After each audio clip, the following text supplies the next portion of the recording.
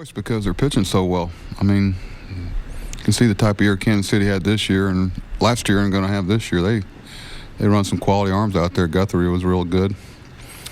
Fortunately, the way in was just as good. And you match up with their bullpen, you know it's going to be tough. So you got to do some things to, got fortunate with the hit by pitch and a couple of good bunts. And Nicky put a good swing on the ball. The way that inning unfolded, the two bunts, sometimes is it just about kind of making those small plays? Well, yeah, I mean, it's, you kind of force them to, there's a small margin of error there for them. They got to make a decision, and you got to get the ball in a place where it's, there's some tough clocks. You got to,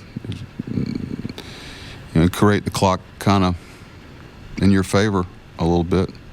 We talked, Jonathan, since the first time I saw him, is running so much better.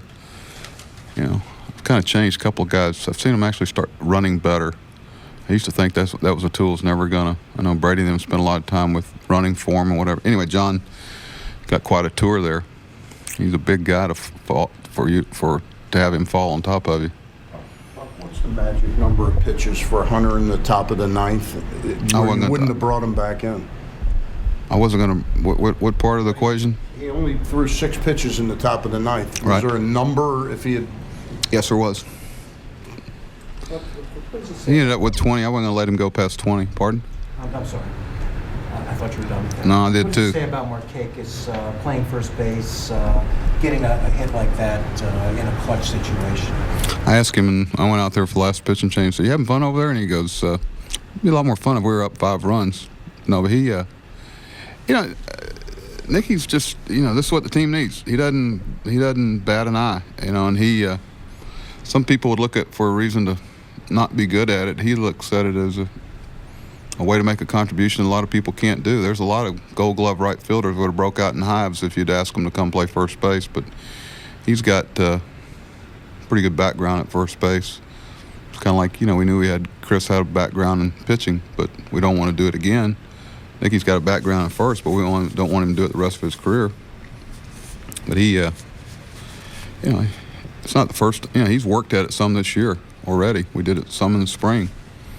So, you got to prepare for those things. But what made Chen so effective today as far as, he obviously went a lot sharper breaking ball and changeup. With the left-hand hitters they have, you're going to have that. I thought his breaking ball and changeup a lot sharper. What kind of a spark did Jamal give you guys tonight? I told you guys earlier, Jamal's a guy that's hit 300 in big leagues. Maybe not a whole season. And he's a good offensive player, just about everywhere he's been, if you look back to his track record. So, it kind of fit tonight in the matchups. He'd had a little, very small sampling of success against Guthrie, just like Shields tomorrow. And, we looked at that before we brought him up. And, this time of the season, you got a lot of moving parts. You take the advantages where they may seem to be. But he's a good offensive player. He can do a lot of things well, and there's not a whole lot of split between him left and right-handed. You guys haven't scored a lot at home so far this season. I think there's been 13 games where you've 3 runs or fewer, but you're 5-8 in those games. Is it a point where you feel like if you can get that kind of pitching performance from a Chen, Well, the cooperation would have to come from the other team not pitching as well as they pitched.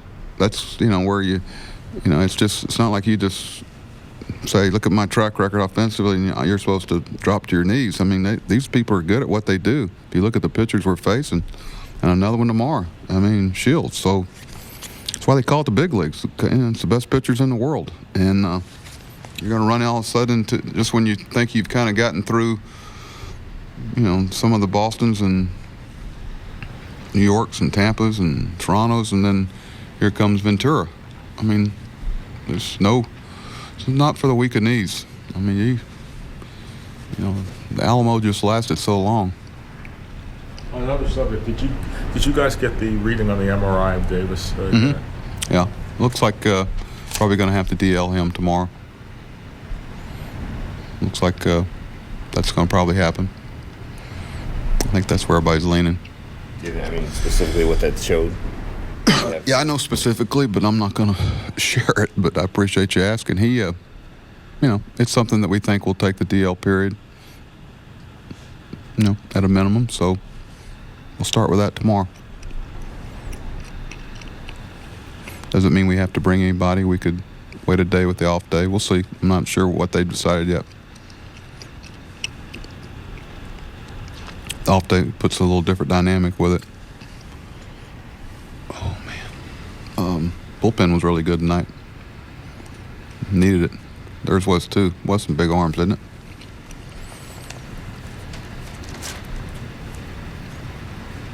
Thought there were some well-positioned infielders tonight I thought made a difference with Bobby and JJ.